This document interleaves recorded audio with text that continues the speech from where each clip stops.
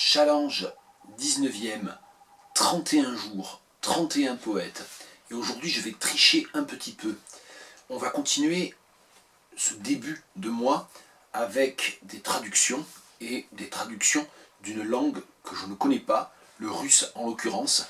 Avant-hier, on avait commencé en Pologne. On va donc rester dans le 19e siècle, mais même dans le début du 19e siècle, comme pour Mickiewicz, et aller en Russie avec ce très beau livre que je vous signale et qu'il faut absolument avoir chez soi si vous ne l'avez pas, Andrei Markovitch, Le Soleil d'Alexandre, Le Cercle de Pouchkine, 1802-1841, c'est en Babel.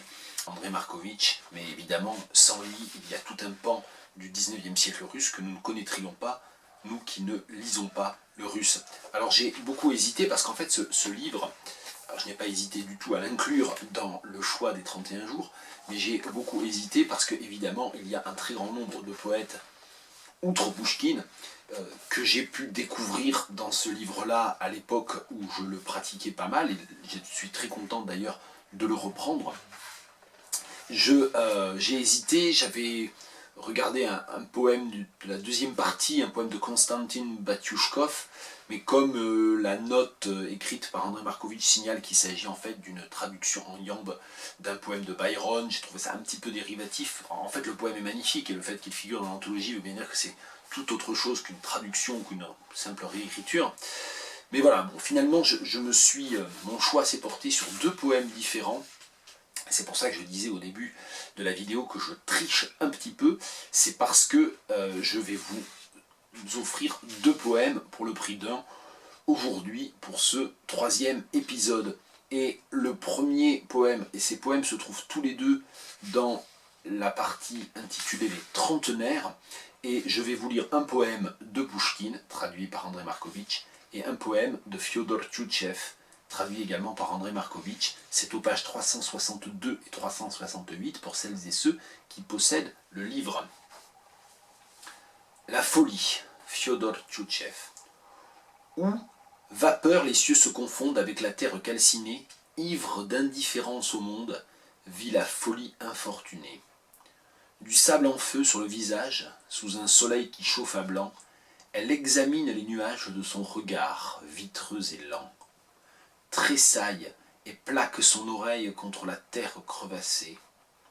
Écoute, tremble et s'émerveille, comme soudain récompensée, et pense entendre l'eau sous terre, son mystérieux bouillonnement, et sa berceuse solitaire, et son brusque jaillissement. Et le poème de Pouchkine, vers composer la nuit pendant une insomnie, avec également des choix de structure métrique, de rimes, etc., qui sont propres à l'ensemble du recueil. C'est extrêmement exigeant et rigoureux on va dire, comme projet de traduction globale. Vers composer la nuit pendant une insomnie, Alexandre Pouchkine. Insomnie et nuit de poids, rien ne bouge, plus personne. La pendule monotone sonne seule auprès de moi. Vieille parque marmonnante, nuit dormeuse remuante, course de souris.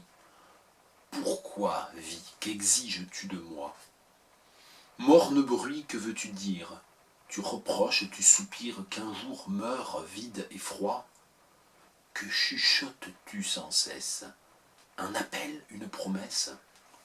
Te comprendre, vie, te voir, voir quel sens tu peux avoir.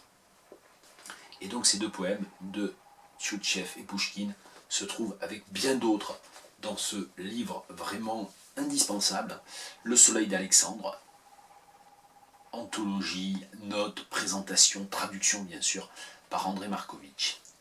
À demain pour le 4e épisode.